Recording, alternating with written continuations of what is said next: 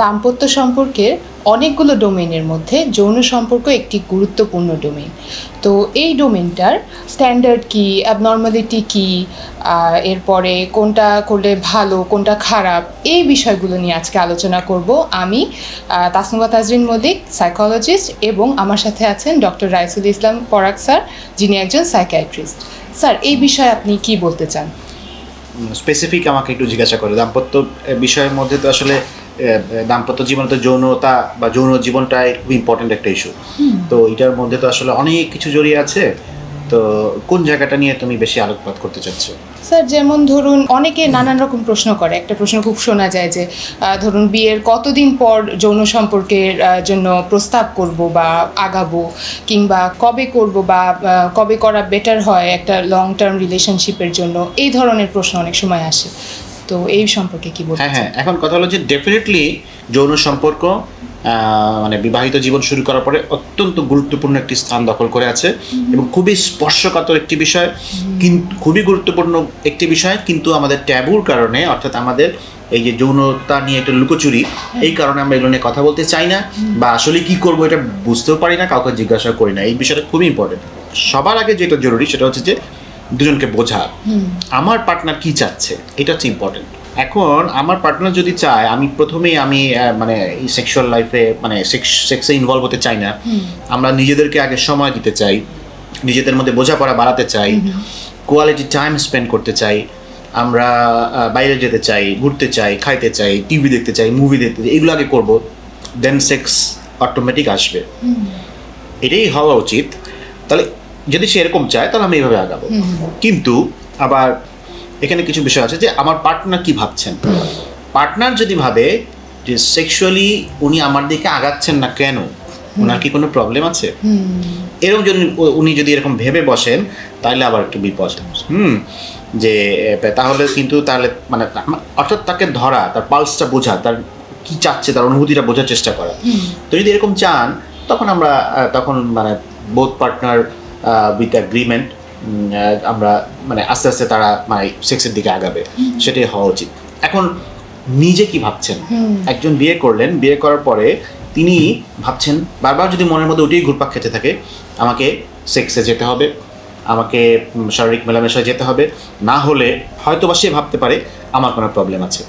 আমাকে যারা একটু বেশি নার্ভাস না, যাদের দেখা যায় সেক্সুয়াল প্রবলেম বেশি হয়, তাদের এই চিন্তাগুলো বেশি আসে যে আমার এটা করতে হবে, পারতে হবে, না পারলে তো উনি ভাববে যে আমি মনে হয় পারি না, আমাকে করে দেখাইতে হবে, মানে আর্ট কাজ করে, আমাকে দেখাইতে হবে, পারতে হবে। মাথায় যখন এই চিন্তা ঢুকবে তখনই কিন্তু সেক্সুয়াল প্রবলেম বেশি হবে। তো এই কারণে কোনো কিছু নিয়ে চাপ নেওয়া যাবে না, স্পন্টেনিয়াস। আমি বারবার এক কথা বলি যে স্পন্টেনিয়াস যে সেক্সটা আসবে, দুজনের মনের মিলটা আসলে মনের মিলই বলে করে হবে না, কিন্তু যে আসো আমরা সেক্স করি, দুজনের মনের ভাষা, শরীরী ভাষা, চোখের ভাষা, বডি ল্যাঙ্গুয়েজ সব বলে দিবে যে কোন টাইমটা perfect to go for the first sex, সেই অনুযায়ী তারা আগাবে, এটাই, আর কিছু না। জি স্যার। আর তাহলে আবার এরকম ধরনের ক্লেইমও শুনেছি যে ধরুন একজনের জন্য হয়তোবা প্লেজার হচ্ছে, বাট আরেকজন হয়তোবা এটা ভালোভাবে নিতে পারছেন না, ফোর্সফুল মনে হচ্ছে। তো এই বিষয়ে কি বলতে চান স্যার? মানে অ্যাবনর্মালিটি বা মানে যেটা কিনা কনসেনচুয়াল না, সেই জায়গাটায় এটাও একটা খুব গুরুত্বপূর্ণ ইস্যু। তো তার আগে আরেকটা বিষয় বলিনি, ওই যে সেক্সে যেতে দেরি হওয়া বা পারবো না, করতে হবে, এখানে একটা ফ্যাক্টর কাজ করে কিন্তু, যেটা আমি মিস করে গেছি, আমার মনে পড়লো যে দেখা যাচ্ছে যে ছেলের পক্ষে ছেলের বন্ধু জিজ্ঞাসা করে, বা খুব কাছের ছোট ভাই বা বড় ভাই বা এই যে মানে বন্ধু সমগোত্রীয় যারা আছে, দুলাভাই, ওনারা জিজ্ঞাসা করে যে কি এক্সপিরিয়েন্স, বা মেয়ের দিক থেকে চিন্তা করেন বান্ধবী বা ভাবি, ওনারা দেখা যাচ্ছে যে মানে ওনারা জিজ্ঞাসা করে যে কি এক্সপিরিয়েন্স। তো এই যে জিজ্ঞাসা করা, এটা তো মনে হয় না মানে আমার অন্য কোনো মানে উন্নত জায়গা দেশে বা কোথাও আছে কিনা আমি জানি না, আমাদের একটা কালচারের পার্ট, ঠিক আছে, কিন্তু এটা কখনো কখনো খুব বিপদ ডেকে আনে। যখন এই পার্টনারদের মাথায় চলে আসে যে জিজ্ঞাসা করবে, আমাকে পারতে হবে, করে দেখাতে হবে, না করা পর্যন্ত শান্তি হচ্ছে না, বা এই যে এই বিষয়গুলো পারিবারিক বা এই চাপগুলো আসতে পারে, তখন কিন্তু এটাকে একটা চাপ হিসেবে, দায়িত্ব হিসেবে, কর্তব্য হিসেবে নিয়ে না যে এটাকে আমাকে করতেই হবে। বিষয়টা তো মোটেই তার না আসলে। এটি তো আসলে দুজনের বোঝাপড়ার সম্মিলিত মানে ফলাফল, এক সময় পরে যে অটোমেটিক সেক্স হবে। তো ওইটাই হচ্ছে যে বিষয়। তো অনেকগুলো ফ্যাক্টর আসলে এখানে জড়িয়ে আছে। আর তুমি যেটা বলছিলে যে কনসেন্ট নেওয়ার বিষয়টা, বা একজন সম্মত একজন সম্মত নয়, এই বিষয়টা কিন্তু ডেফিনেটলি এইটি কিন্তু আসলে কারো মতের বিরুদ্ধে, যদি ইভেন আফটার ম্যারেজ, বিয়ের পরেও যদি পার্টনারের ইচ্ছা হচ্ছে না, এখনই উনি চাচ্ছেন না, উনি এখনই মত দিচ্ছেন না, তারপরেও আমি একটু ফোর্স করে আমি সেক্স করে ফেললাম, তাহলে কিন্তু ওইটা ম্যারিটাল রেপ বলে। সো এই ম্যারিটাল রেপ আসলে কিন্তু ডেফিনেটলি খুব বেশি মেন্টাল স্ট্রেস দেয় দুইজন পার্টনারের জন্য। মেন্টালি খুবই এই জিনিসটা খুবই স্ট্রেসফুল। যিনি এটা শিকার হয়েছেন তার জন্য তো ডেফিনেটলি অনেক বড় স্ট্রেস। তার স্বাভাবিকভাবেই তিনি অনেক কষ্ট পাবেন, স্বাভাবিকভাবেই তার জন্য রীতিমতো বিষয়টা একটা স্ট্রেস বা ভীতিকর অভিজ্ঞতা হবে। এবং তিনি যখন এটার মধ্যে দিয়ে যাবেন ফর দ্য ফার্স্ট টাইম, পরবর্তী সেক্সুয়াল ইভেন্টগুলোতেও কিন্তু তার ওই স্মৃতিগুলো কাজ করতে থাকবে এবং কোনোভাবেই তিনি দেখা যাচ্ছে যে সেক্সুয়ালি হ্যাপি হতে পারছেন না। পরবর্তীতে সেক্সুয়াল ডিসফাংশন হতে পারে both for the male and the female. যে তিনি আগাতে, পুরুষ পার্টনার আগাতে চাচ্ছেন, ফিমেল পার্টনার ভয় পাচ্ছেন, পেনিট্রেশনে প্রবলেম হচ্ছে, পেইন ফিল করছেন, বিভিন্ন সাইকোলজিক্যাল ইস্যুসগুলো তখন চলে আসে। এই যে কনসেন্ট বা অনুমতি, যে বিষয়টা তুমি বললা, এটা তো অবশ্যই খুবই ইম্পর্টেন্ট। মানে কনসেন্ট যে লিখিত পরিতে হইতে হবে তা না। কনসেন্ট কিন্তু আসলে মানে মৌন সম্মতি, বা আমরা দুজনের বোঝাপড়ার মাধ্যমে বোঝা যাবে যে তার সম্মতি আছে কি নাই। তো সেটা যখন আমি পাবো আমার পার্টনারের কাছ থেকে যে তার সম্মতি আছে, তখনই আসলে সেক্সে যাওয়া উচিত। আদারওয়াইজ একটি রেপ যেরকম ট্রমা সৃষ্টি করে, তেমনি বিয়ের পরেও যদি এরকম সম্মতি ছাড়া শারীরিক সম্পর্ক হয়, সেটিও একটি রেপের মতো হবে এবং সেটিও কোনো অংশে কম ট্রমা সৃষ্টি করে না আসলে।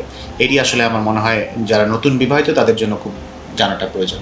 এবং ওই যেটা বলছি যে যিনি এই কাজটি করছেন, যিনি ফোর্স করে কাজটি করছেন, তারও যে কিন্তু সাময়িক তৃপ্তি ঠিকই হয়তো বা পেয়েছেন, উনি বুঝবেন না যে এই ইস্যুটাকে কেন্দ্র করে ওনাদের যৌন জীবন ওনার ক্ষেত্রেও কিন্তু অনেক বেশি ব্যাহত হবে। উনিও পরবর্তীতে নানা রকম সেক্সুয়াল ডিসফাংশনে পড়বেন আসলে। স্যার, এটাই বলছিলাম যে আমাদের কালচারে যেমন ধরুন যে সবসময় মানে না মানেই না না, কিংবা মানে না সবসময় মনের কথা আমাকে কেন খুলে বলতে হবে, বুঝে নিতে হবে, এই ধরনের কিছু প্রচলন আছে। তো সেই ক্ষেত্রে এগুলোকে ইন্টারপ্রেট করেও অনেক সময় এই ল্যাক অফ কমিউনিকেশনের কারণেও এই সেক্সুয়াল মিসকমিউনিকেশনটা হয়ে থাকে। তো এটার ইম্প্যাক্ট কি হতে পারে একটা দাম্পত্য সম্পর্কে?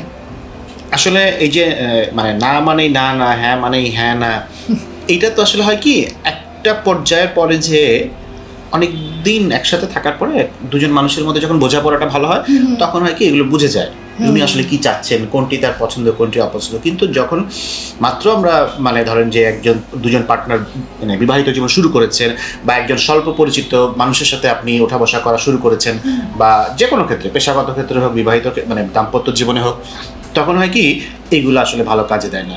এইগুলো আসলে তখন মানে ইফেক্টিভ কিছু না, বা এগুলো বরং হিতে বিপরীত হতে পারে। এক্ষেত্রে সুন্দর করে অন্যকে হার্ট না করে নিজের মতামতটা অবশ্যই প্রকাশ করতে হবে, অ্যাসার্টিভ হইতে হবে। অ্যাসার্টিভ না হলে তাহলে কিন্তু কমিউনিকেশনে প্রবলেম হবে। যখনই কমিউনিকেশনটা ভালো হওয়া শুরু করবে, তখনই সম্পর্ক মজবুত হওয়া শুরু করবে। সম্পর্ক যখন মজবুত হয়ে যাবে, তখন কিন্তু চোখের ভাষায় অনেক কিছু বুঝে যাবে, মনের ভাষায় অনেক কিছু মানুষ পড়তে পারবে আসলে। এই